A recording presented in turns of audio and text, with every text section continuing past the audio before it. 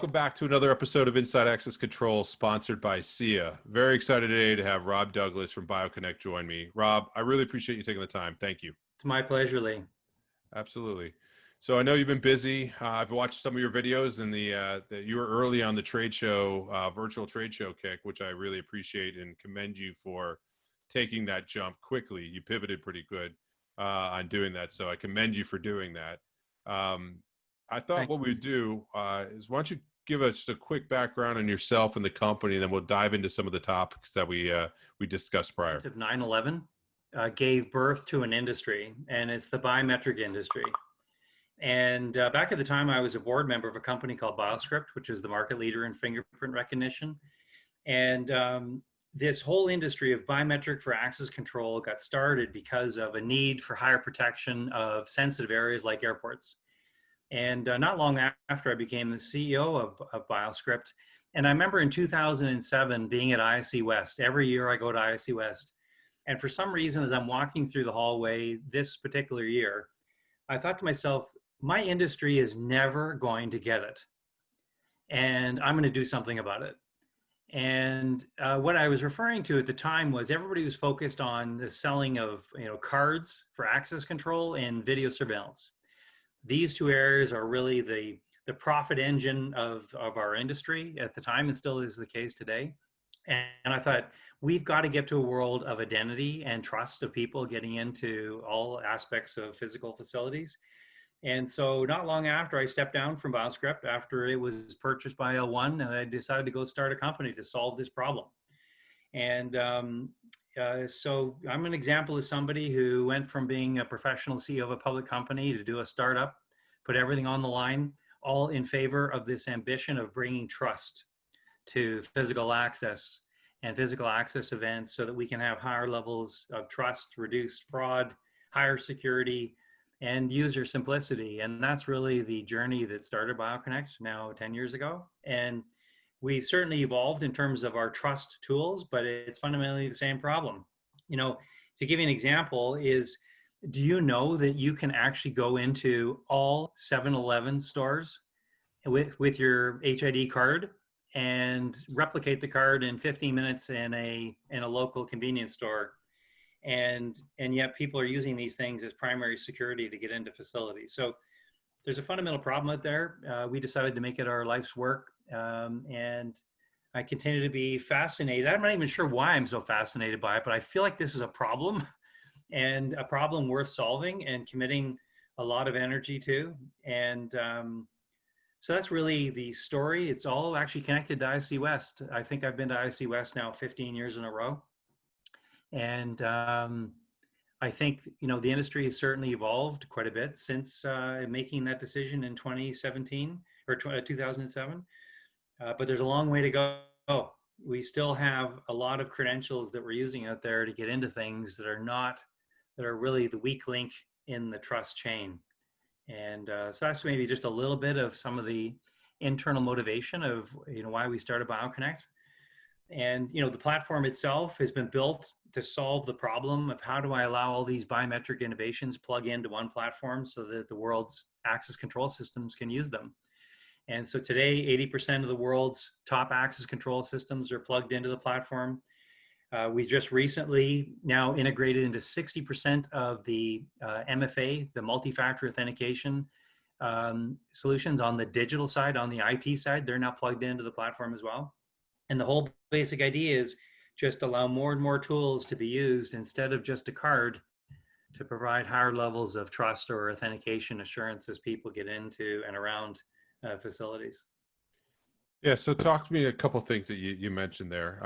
Yeah, I'm familiar with those machines. I'm a big believer that I call procs the cigarettes of our industry, and it's one of those things that I think I don't understand about our industry, that we have value statements around safety, security, yet we can't seem to get off of the drug of selling an insecure product. It kind of goes back. Now, I know there's a place for it and there's a use case for it, but I think as an industry that's going to catch up to us, because there's a lot of people like yourself and other companies that understand trust and what that means. And the other part is that I do think, and have written and love your input on this, is that our our love affair with the credential of that card is changing, and a lot of it is around the identity side and trust, and actually what the thing can do. So like the value arbitrage is moving away from, you know, the generation of a credential and the issuance of a credential, in my opinion, and moving more to the identity side, which you're smack dab in the middle of, and then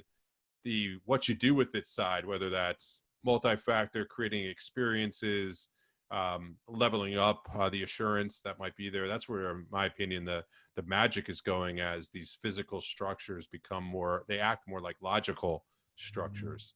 What are your thoughts around some of that I mentioned? Well, that's actually very juicy from the world that we live in. And so I'll make a couple comments and you can direct me further if you like. Is that so, you know, we've got a world where there's still hundreds of millions of these cards out there, whether it's a Prox card, iClass, MyFair, there's different EM, like there's different card types.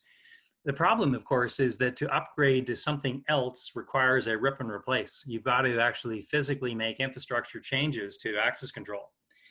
How fast does access control move? Well, it turns out it moves at the speed of a building. It doesn't move. Once it gets into a facility, it doesn't come out. And there's so few examples of, you know, upgrading of the technology. It's just not funny. So that's why we still have it. And yet we got to get to a better world. People want mobile. They want to use credentials on the digital side as well.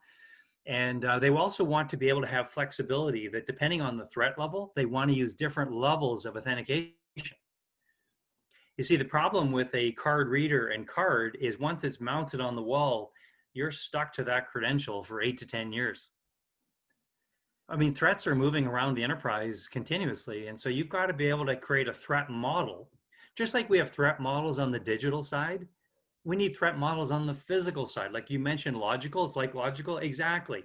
We got to have a world where that door can change and morph its authentication requirements up and down based on the threats that are experiencing within the company or around the community. COVID's a perfect example. 3 months ago, nobody's even thinking about authentication for health. And now, you know, there's a massive opportunity to actually bring health as part of the authentication process of determining whether, in fact, I'm going to let you in. Well, you've got to have a different type of platform, or you've got to be able to create a threat model. So there's a lot of learnings, truthfully, from IT that can be brought to access control. And I think BioConnect now has probably spent the last 3 years doing nothing but that. Let's take everything we've learned about IT and get it to physical access. So you now have multi-factor authenticators like Duo Security or Okta or Ping Identity. Those same authenticators you're using to get into digital assets, you can now use them at the door. So the user presents a card, they get a push to their phone, they do a Okta or a Duo authentication, and now they've created two-factor authentication, and I've not had to change anything at the door. So another example is threat model, a threat model.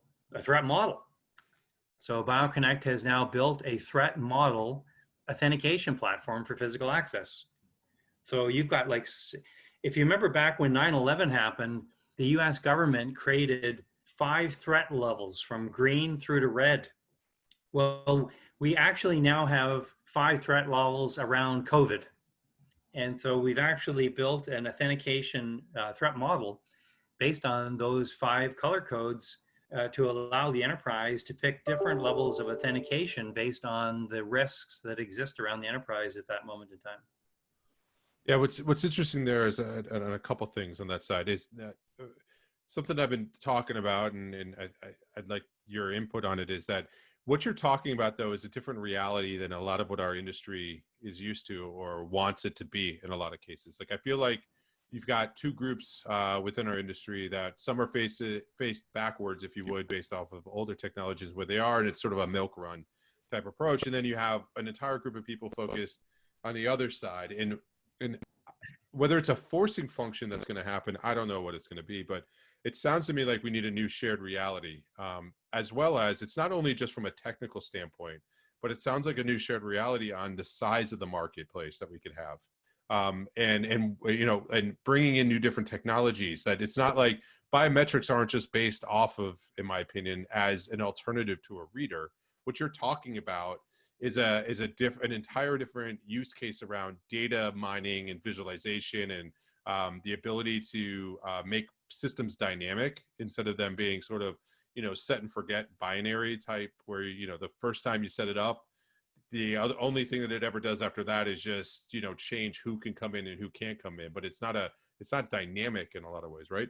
So it's interesting to me of sort of, maybe now the COVID side of this is actually that thing that T-boned the conversations we were having before around safety and security, or I'm sorry, safety and convenience. And then the COVID health concerns that we had are now going to maybe generate a better use case or awareness at the end user side, that maybe some of the rip and replace stuff that we talked about before will happen now, because the old stuff that's been on the wall, that's just been about physical safety, can't support these use cases that are critical to now business continuity and just the overall way we operate now as society as a whole. Well, and I'd love to make a comment about this, is that let's just go to what you just said, which is you've got a whole community out there that's happy with yesterday's version of authentication, translation to card reader. And then you have all these innovations of tomorrow. But why aren't they being deployed? Because it does require rip and replace. So the answer lies, to get from yesterday to tomorrow, you have to do retrofit. You cannot, we cannot bring technology to market that's going to force people to rip things out and replace them. And the neat thing that BioConnect uncovered probably about 2.5 years ago and brought it into market about, I guess, last fall, is we've found a way where you can retrofit all existing Wiegand card readers, no rip and replace, and get on with these other authentication technologies. And it's a little IoT device that sits very close to the panel that communicates to the cloud. And it can allow us to now bring digital authenticators to the door. So the user presents a card and gets a push to their phone, does a let's say an Okta authentication, or presents their card and can get a face recognition to their phone, and now does face recognition without actually even screwing a biometric on the wall, or could do a health declaration where I'm going to ask you 4 questions about your current health status, where you're going to declare your health status as an input to deciding whether I let you in. So I think the answer, what we've uncovered, because we've, like you, been beating our heads against how to get innovation into the enterprise, the way to do it is just by building blocks on top of what's already there. Don't replace any of it. Yeah, but and make use of it. Let me ask you though, as you describe the use cases that you do, you describe your company as a biometric company, but is that what you are? We're a trust company. Interesting. Okay. So we're a company around trust. Biometrics was the original way we came into it, because we can establish hard trust based on your biometric information, but we can also establish trust based on multi-factor authentications, based on answers to surveys. We're going to release, we'll release in the next couple months, where we can take thermal camera input into the platform, so we can take that as another data feed to help us in the authentication. We in essence build an identity score of the person as they're requesting an authentication to a door, and so the origins are biometrics, but the today and into the future, it's all kinds of different tools can be used to bring trust. But the thing that's most important from what we've learned is we got to do it in a way that does not require rip and replace.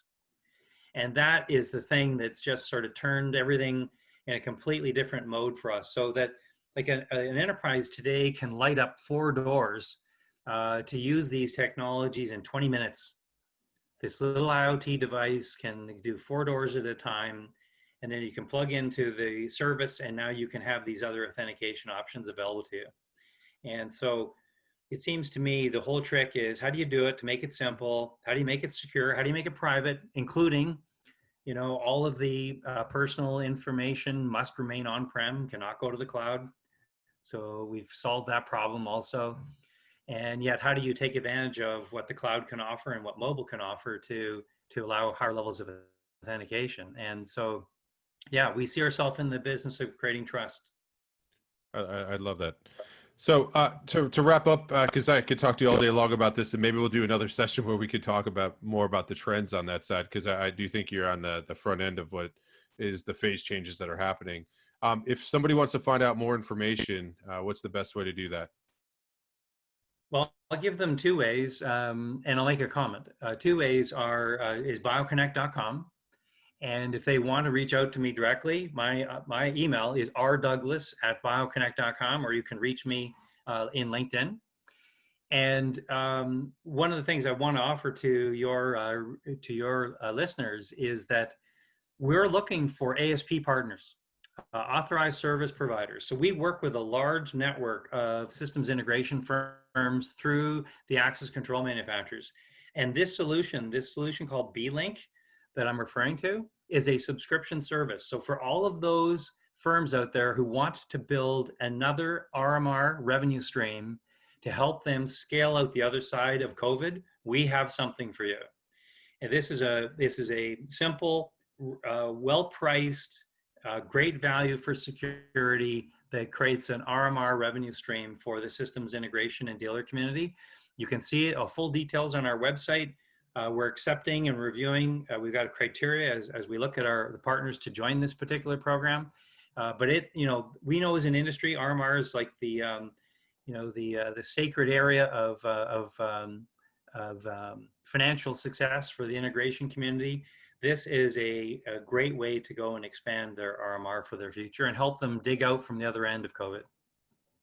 Well, wonderful. Well, thank you for sharing that. I appreciate the conversation and the insight into the company you're building, focused and centered around trust, which I think is a great way to summarize what is happening a lot within the current atmosphere of what we need right now. So thank you very much. I appreciate you taking the time, and I look forward to catching up with you again.